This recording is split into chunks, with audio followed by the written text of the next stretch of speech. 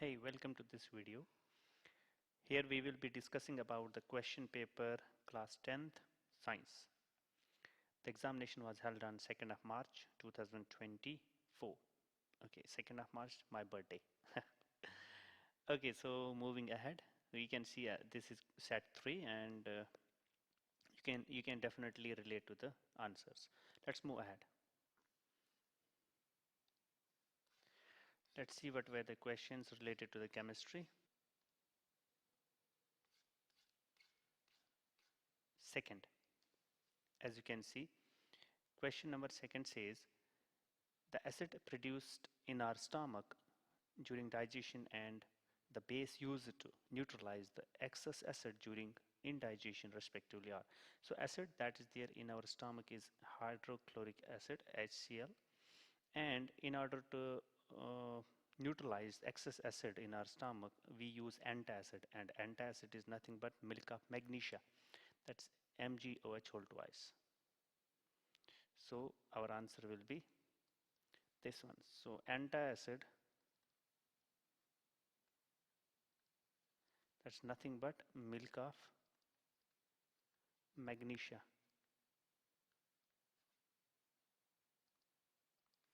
That's MgOH whole twice. Okay, so let's move ahead. Question number 5. Zinc plus 2 times CH3COOH acetic acid gives zinc acetate and hydrogen gas. So the question says the above reaction is a decomposition reaction, displacement reaction, double displacement reaction, or combination reaction. As you can easily see that zinc has displaced the hydrogen, so it's a displacement reaction. Zinc is more reactive than hydrogen, so it displaces hydrogen atoms from acetic acid. Okay, so it's a displacement reaction. Okay, so moving ahead.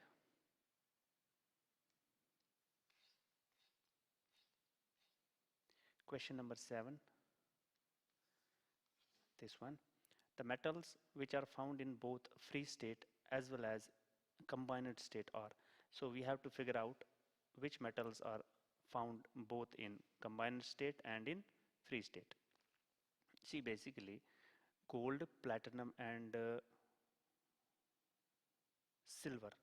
Okay, so gold and platinum always found in native state, I mean to say free state.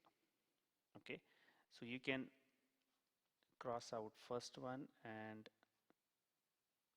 third one. Okay, platinum is also found in free state. Now there is silver and copper. Okay, silver and copper are found in both combined as well as free state. Clear? Look at this. The number of single and double bonds present in a molecule of benzene C6H6 respectively are. So let us try to figure out C6H6.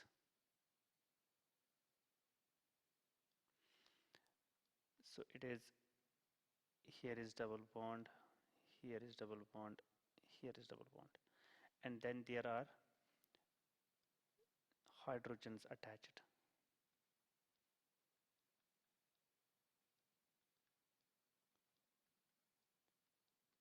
This is C6H6. You can easily see that there are CH bonds and those are 6 in number. Okay, single bonds. There are C single bond C bonds, those are 3 in number. So we have a number of single bonds, 6 plus 3, 9 single bonds. Now what about double bond? The red color shows the double bonds. Those are between carbons and they are 3 in number. So there are 9 single bonds and 3 double bonds, 9 and 3, this one. Now we have some other questions coming up. Question number 19, look at this. This is assertion and reason type question. This one. The extraction of metals from their sulfide ores cannot take place without a roasting of the ore. Okay, so basically sulfide ores are roasted. Roasting is heating, strong heating in presence of oxygen. So sulfide ore converts into oxide. Okay, then oxide can be reduced. Clear? So we say sulfide ore get convert into oxide form, then oxide form can be reduced.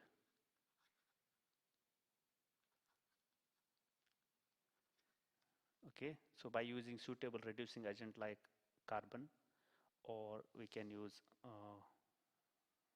carbon monoxide as well, or hydrogen as well. Okay, so that gets reduced to metal. So first assertion is correct. Okay, because see, it's easy to reduce oxide form of the metal instead of sulfide form.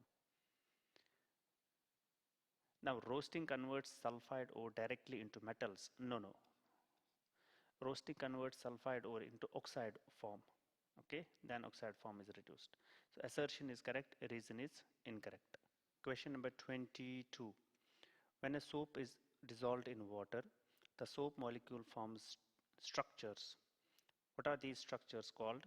Draw a labeler diagram of these structures. Okay, so when soap molecules dissolved in water, they form a structure called as micelle. Okay, so that means, for example, this is a dirt molecule, and all the soap molecules will align in a way that dirt is getting connected to the tail and heads are outwards always.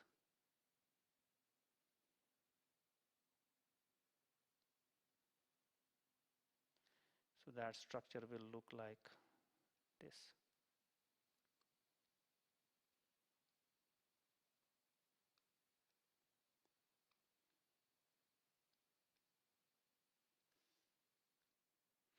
Okay, it will look like this. It's called as micelle. Okay, micelle. So this inner portion or the center, it's dirt. Okay, and these are heads. These are polar basically. Okay, so these are also called as hydrophilic.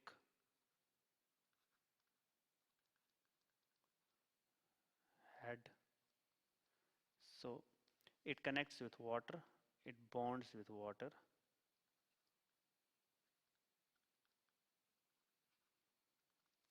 And tail, these are hydrophobic.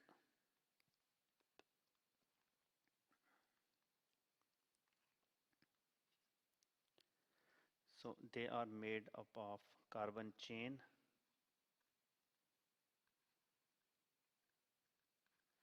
So they connect with, so they are non-polar.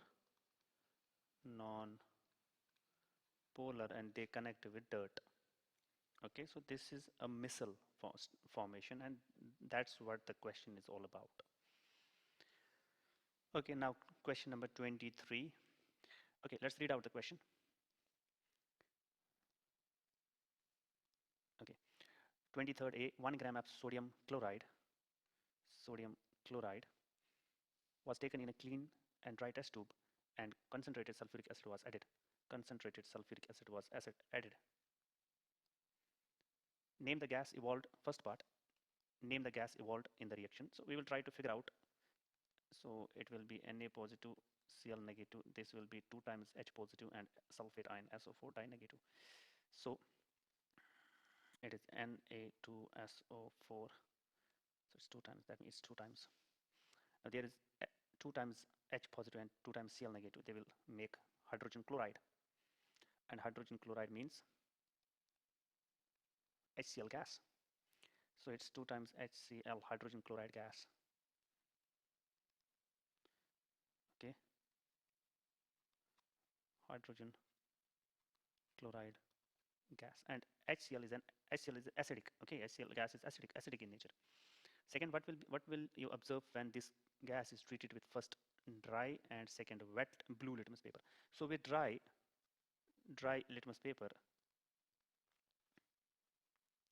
it will not react, because in order to show its reactivity, it just needs moisture, or it just needs water to liberate its H positive. So it will be like this: HCl plus H2O. It will liberate H positive and Cl negative. Okay, so that H positive will react with another water molecule, H positive plus H2O will give us H3O positive, that's hydronium ion. This is the acidic moiety in this reaction. Okay, so that will convert blue litmus paper to red if it is used against, if it is allowed to come in contact with a wet litmus paper, because wet litmus paper will have already water molecules in it absorbed as then HCl will react with those water molecules and convert into hydrochloric acid. That will be detected by the litmus paper itself, and it will change into red, from blue to red. Okay, so this confirms the gas is acidic in nature. So it converts the blue litmus paper into a red litmus paper, and it confirms acidic nature. Okay, so now move ahead. Another question is given to us that says, question B, some metals react with acids to produce salt and hydrogen gas. Yes. Illustrate it with an example. How will you test the presence of this gas? Okay, so suppose we will take example of zinc metal. It reacts with HCl 2 times. So it's dilute HCl, hold on, aqueous. So it will produce ZnCl2 and hydrogen gas. This hydrogen gas can be tested by bringing a lit matchstick or splinter, burning splinter, near the mouth of the test tube or the beaker, okay, so in which you are carrying the reaction. So you will see a pop sound, okay. So hydrogen gas burns with pop sound, okay, got it. So that's the confirmatory test of a hydrogen gas. Okay, move ahead. Okay, question number 28. Write chemical equation for the following reactions, giving the condition for the reaction in each case. So first is reaction of ethanol with ethanoic acid. So when ethanol C2H5OH reacts with ethanoic acid CH3COOH, it produces ester in presence of concentrated H2SO4 and heating. In presence of concentrated H2SO4, that's sulfuric acid, and we need to heat this mixture, it converts into an ester, sweet smelling substance, CH3COOC2H5. So basically here, this alcohol or ethanol releases H positive, and this acetic acid accepts that H positive, and water molecule is released, H2O. Okay, so concentrated H2SO4 acts as a dehydrating agent in this reaction. Let's move to the next part, that's reaction of ester with a base. Okay, so reaction. So this first reaction is basically esterification. Here, this one is an ester. It has got formed. This is esterification. Okay. Okay. This is esterification. Now, if we react with the ester so formed with NaOH, that is basically saponification. That's the soap formation reaction. If we try to react with CH3COOC2H5O, this is ethyl ethanoate, that's ester. If we try to react it with NaOH, base, okay, it converts, in this process is saponification. Saponification, that's basically soap formation. It will convert it into the respective alcohol, that is ethanol in this case, and sodium salt of the fatty acid, or sodium salt of the carboxylic acid. So that is sodium salt of carboxylic acid. In this case is CH3COONA. Okay, got it. So when we use a higher fatty acid instead of a simple ester, when we use higher fatty acid like stearic acid, okay, so in that case, this sodium salt of long chain fatty acid will be a soap.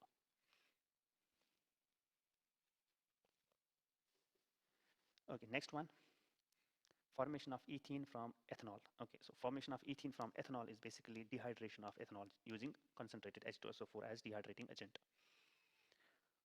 So let's perform that reaction as well.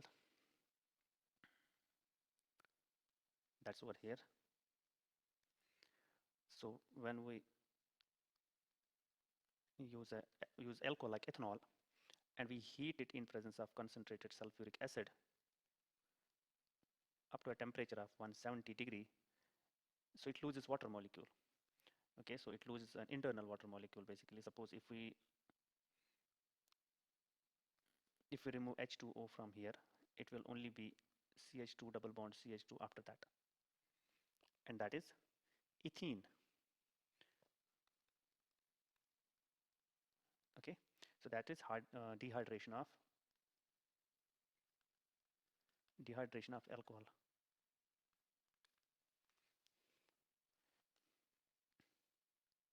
Coming to question number 31, write the common name and chemical name of the compound CaSO4 half times water. So CaSO4 half times water, CaSO4 half times water is known as calcium sulfate hemihydrate. Hemi means half. Calcium sulfate hemihydrate. Okay, and in common, this is chemical name, and common name is that's POP. Okay, that's plaster of Paris. Plaster of Paris. In short, POP. Now let's understand second part of the question is write a method of its preparation. So its method of preparation is very simple. So when we heat calcium sulfate dihydrate, that's gypsum, calcium sulfate dihydrate 2 times H2O, that's gypsum, it loses it loses 3 by 2 water molecules at 100 degrees centigrade, comes CaSO4 dot half times water, and 3 by 2 H2O is released, okay, as water of crystallization. Now what is the reaction? Give the chemical equation for the reaction when water reacts with calcium sulfate hemihydrate. Okay, so basically when we add water to the calcium sulfate hemihydrate, that means when we add water to POP, CaSO4 half times water, when we add 3 by 2 times water, it will get back to calcium sulfate to CaSO4 2 times H2O. Okay, and this time it is very hard lump. Okay, so it may form hard lump. Okay, so let's move ahead. Okay, question number, hold on, 35. What is a chemical reaction? So basically, chemical reaction is a process in which original substance called as reactants interact and transform into new substances. And those new substances are called as products. And products have altogether different properties than the reactants or than the starting material. Or in short, we can say a process in which there is change in composition of a substance. That's basically chemical reaction. Okay, chemical reaction can be identified by various factors, or we have some activities that can describe a reaction or a change as a chemical change or a physical change. The question says, describe one activity each to show that chemical change has occurred, in which first there is change in color, second there is change in temperature. So in case of change in color, we can easily say that a reaction between, say, double displacement reaction, okay, so between lead nitrate and potassium iodide, okay, these are aqueous solutions, both are colorless. So when we mix them up, they end up having a precipitate or a solid product which is yellow, bright yellow in color, that is PbI2, lead iodide. Okay, so this is bright yellow. Okay, and second product is formed, that is KNO3, 2 times KNO3. Okay, so in this way, by getting a bright yellow color, we can understand that just mixing up lead nitrate and potassium iodide, it has undergone a chemical reaction, and because of color change and a new substance or a product has got formed. So this will be one activity that can be used as an answer to the first part of the question. For second part of the question, you can definitely choose any reaction that is producing heat or exothermic reaction. Okay, so just neutralization. Okay, acid-base reaction, that's neutralization, is producing salt and water. So that's also producing heat in that case. You can say aqueous NaCl, HCl, sorry, reacts with NaOH aqueous. It will produce NaCl aqueous and H2O liquid. So, and heat is also produced. So by touching the beaker outside, okay, so just touching the beaker from outside, you can definitely feel the heat has been released. So even you can measure the temperature before the reaction and after the reaction as well. Okay, so definitely an increase in the temperature will indicate that reaction has taken place. So that's an indication, that's that change in temperature, whether it increases or decreases. But in this case, it will definitely increase. Some reactions proceed with decrease in the temperature as well. Those are endothermic reactions. Okay, so you can definitely devise an activity in both the categories. Okay, part B of the same question is, define a decomposition reaction. How can we say that electrolysis of water and blackening of silver bromide when exposed to sunlight are decomposition reactions? Mention the type of energy involved in each case. Okay, so decomposition reaction is when a single reactant breaks in presence of energy, okay, into more than one products. Okay, so we can have a reaction like CaCO3. When we heat it, it converts into CaO, quicklime, calcium oxide, solid, and it produces carbon dioxide gas. So here single reactant and multiple product. Definitely a case of thermal decomposition of calcium carbonate. How can we say electrolysis of water? Okay, look at this. Electrolysis of water. When we pass electricity through water, current, it breaks into hydrogen gas and oxygen gas. Look at this. If we keenly look, it will produce 2 times H positive and O di negative. This is 2 protons and oxide ion. Since H positive is positive charge, it will get attracted towards the negative electrode, and negative electrode is cathode in electrolysis of water. So hydrogen gas is getting released at cathode, and definitely O negative will get attracted towards the positive electrode, that is anode, and it's getting liberated at anode. So this is decomposition of water into its respective gases, hydrogen and oxygen, in presence of electricity or current as an energy for decomposition. Coming to the second, blackening of silver bromide. See, silver bromide basically is very sensitive to light. When it is exposed to light, it decomposes like this. AgBr decomposes in presence of sunlight into Ag, solid, and bromine gas. This Ag, that silver, it can react with the hydrogen sulfide gas in atmosphere, and it produces Ag2S, and hydrogen gas is released in this case. This Ag2S is silver sulfide. It is black in color. Black color. You can see blackening of silver bromide. Okay, so that's basically a decomposition reaction where silver bromide breaks into silver and bromine gas. A single reactant is breaking in presence of sunlight, or decomposing in presence of sunlight, into silver and bromine. Okay.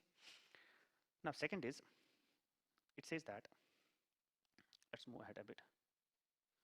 Second part of this question is this one. The type of reaction in which calcium oxide is formed. Okay, calcium oxide is formed.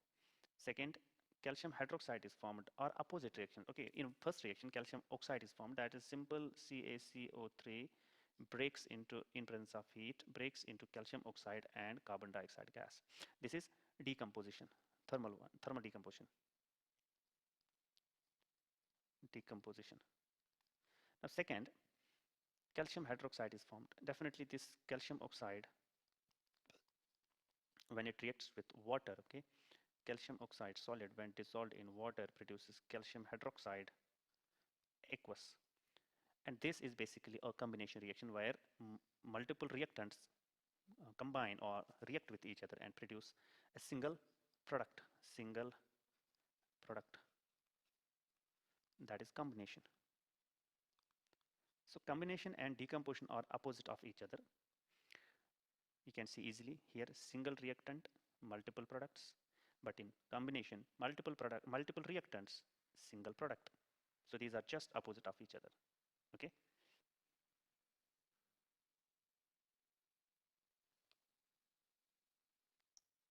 Okay. Question number 38. Three metal samples, magnesium, aluminium, and iron were taken and rubbed with with sandpaper. Three samples were then put separate. These samples were then put separately in test tube containing dilute hydrochloric acid. Okay, so dilute hydrochloric acid reacts with these metals. Thermometers were also suspended in each test tube so that their bulb dipped in the acid. So in order to measure the temperature of the reaction mixture. The rate of the formation of bubbles was observed. Okay, so definitely bubbles are of gas is getting formed in this case. The above activity was repeated with dilute nitric acid. First, the activities were repeated with the hydrochloric acid, then dilute nitric acid using the same metals, and the observation was recorded. Answer the following questions. So we need to answer some questions that's given to us over here. First, when activity was done with dilute hydrochloric acid, then in which one of the test tube was the rate of formation of bubbles the fastest and the temperature showed the highest temperature? So definitely it is in case of highly reactive metal. In this case, that is only the magnesium. Okay, because of the high reactivity of magnesium. So in order to figure out the reactivity of different metals, you need to consult the reactivity series. Okay, that starts with potassium and that ends at platinum. Okay, so the metals that are above hydrogen definitely displace the hydrogen from acids, so they react with acids, we can say. And the metals that are below hydrogen cannot displace the hydrogen from acid, so that means those metals will not react with acid. Part is, first, why is hydrogen gas not evolved when metal reacts with dilute nitric acid? Name the ultimate product formed in the reaction. So basically nitric acid is very strong acid. It is highly oxidizing in nature. Nitric acid is highly oxidizing in nature. So we can say that HNO3 is highly oxidizing in nature. When metals react with HNO3, the hydrogen gas thus produced is oxidized to water. Okay, so there is no hydrogen production when nitric acid reacts with different metals. So suppose it is metal reacting with HNO3, it will give metal salt or metal nitrate, basically metal nitrate, nitrogen dioxide, or nitrogen oxide. It depends upon the concentration of the nitric acid. Okay, if it is a highly reactive, if it is highly concentrated, then nitrogen dioxide. If it is moderately concentrated, then nitrogen monoxide. Okay, and water is also produced in this case. So NO2 for concentrated one, and NO for dilute one or moderately concentrated dilute one. So basically magnesium and and manganese react with HNO3 dilute, very dilute HNO3. So then they are able to release or produce some hydrogen gas along with the formation of magnesium or manganese nitrate. Okay, so these are the exceptions, magnesium and manganese. Others cannot do that. Other metals react and produce nitrogen dioxide or nitrogen monoxide and water vapors. Since hydrogen so produced is further oxidized by the nitric acid because it is highly oxidizing in nature. Okay, question number C. Second, it's the alternate choice. Name the type of reaction on the basis of which reactivity of metals is decided. You have two metals, X and Y. How would you decide which is more reactive than the other? So basically the only the best example for deciding the reactivity of different metals, the reaction that we would prefer will be displacement reaction. Displacement reaction. So in displacement reaction, say if we are using two metals X and Y. Okay, so we will try to make a salt solution of any of the metal X or Y. Then we will try to react solid metal with the solution of solid metal, say metal X, with the solution of the solid salt solution of the metal Y. So if say if X displaces y from its solved solution. So in that case, we can say x is more reactive than y. Okay. And in the opposite case, or if the condition is otherwise, in that case, if x is not able to displace the y from its solved solution, then x is less reactive than y. Okay, so this is understood in that way. Okay, so let us move ahead. Is there anything else? I think we have reached to the end of the question paper. Let me check it once again. Okay, yes, we have reached to the end of this question paper, and we have almost discussed all the questions related to the chemistry portion of the science subject of class 10th CBSE board exam, which was held on 2nd of March 2024. Okay, that's my birthday. Okay, so with this, we have ended this video. I hope you all have enjoyed the video. I have tried to keep it as simple and as crisp as possible. So if you have any questions, queries, or doubts, please drop in the comment box. I'll be more than happy to answer all the questions and queries of my dear students. So we will be meeting in the next one. Till then, keep learning and keep moving forward. Bye-bye and take care.